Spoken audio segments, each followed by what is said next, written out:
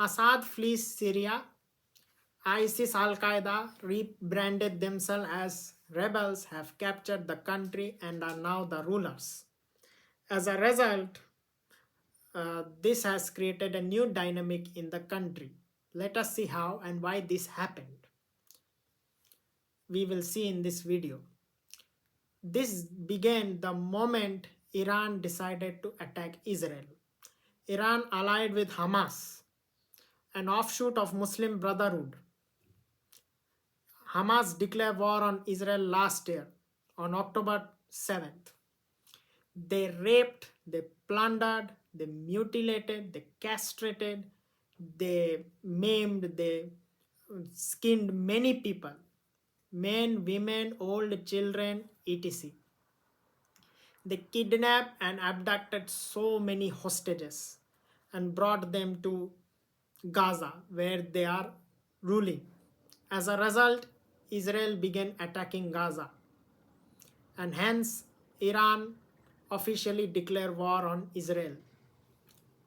So, as a result, Hezbollah, an proxy organization of Iran in Lebanon, began attacking Israel. Hezbollah was led by a strongman named Nasrallah. Nasrallah was like a don. He ruled Lebanon with iron fist, and he began sending missiles into Israel. And by the way, he was also the ruler of Syria in reality. Why? Because Assad, despite being president, had no connection with Syrian people, unlike his father.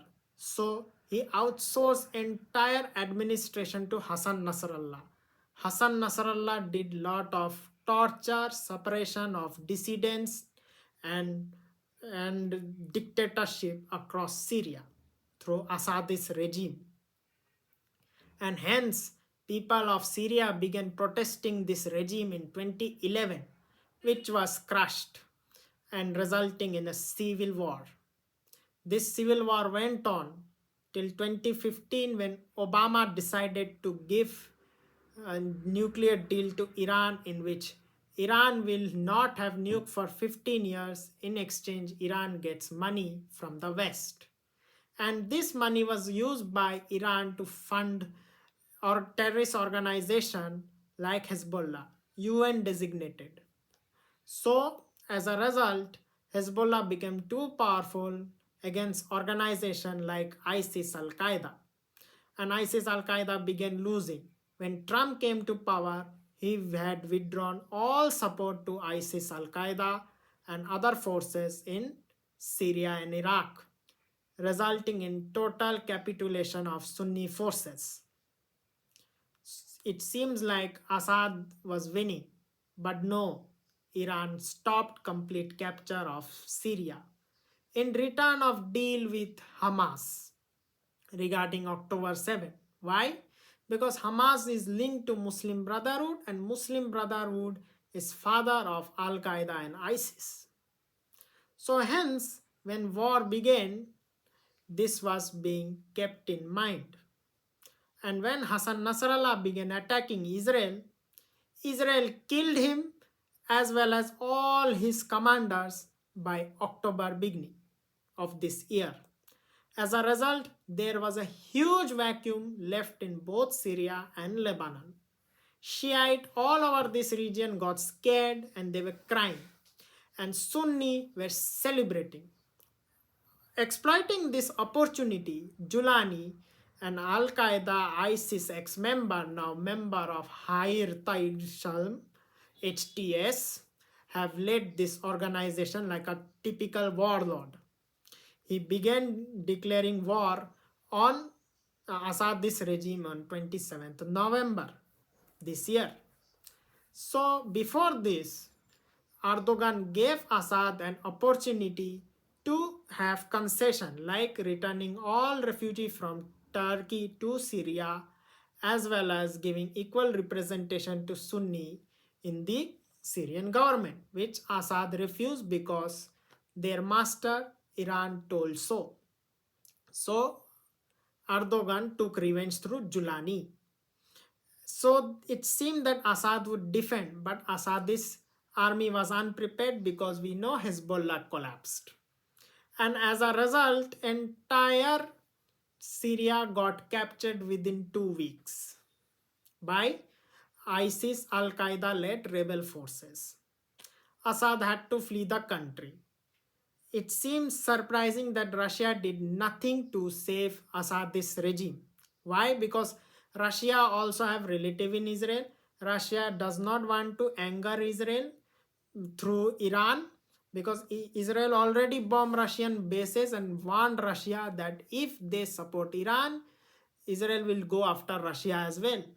So Russia completely actually had withdrawn support to Iran, though they still supported Assad as a person, and hence they gave asylum to Assad in Russia. Russian troops already have begun withdrawing from Syria. Now, what will happen as a consequence? As a consequence, different factions now have different territory in Syria.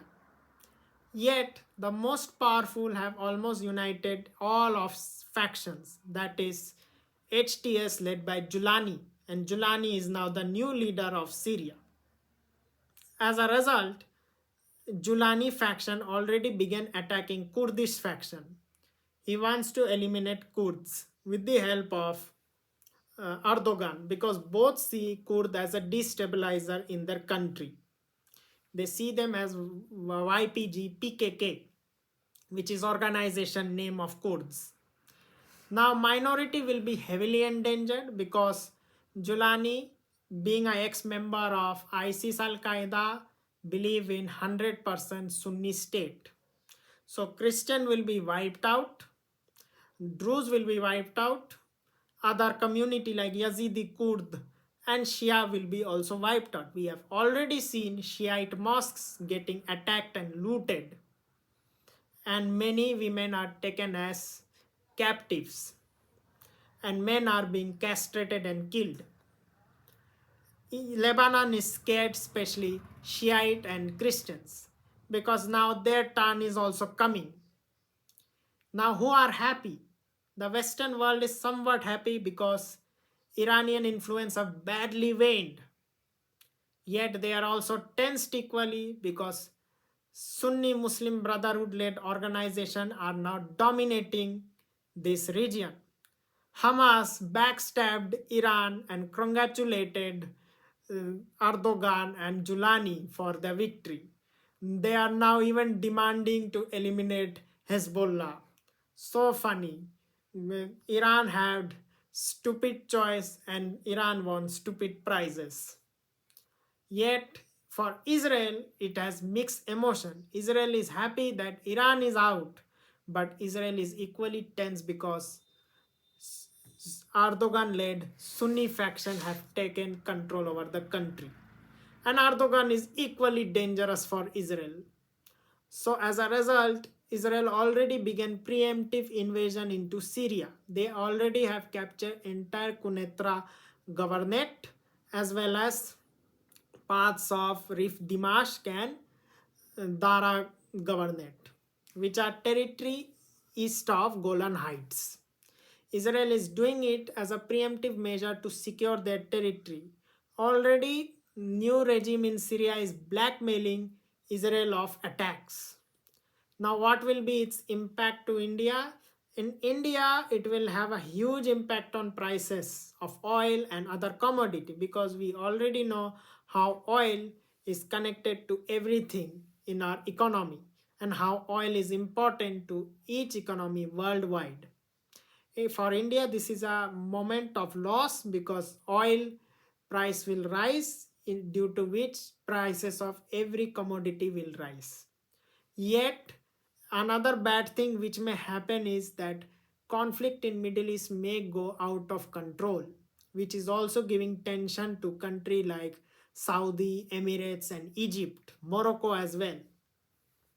They are neither happy nor sad, yet they are very worried. And Western world don't know how to run foreign policy. They have many think tank members who are celebrating blindly without seeing any reality. They are even doing intersectionality, like Julani is a feminist, Julani is a LGBT activist. It sounds as funny as hell. Hence, thank you.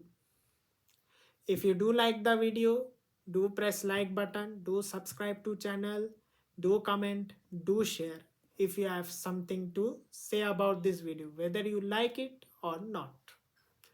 Namaste.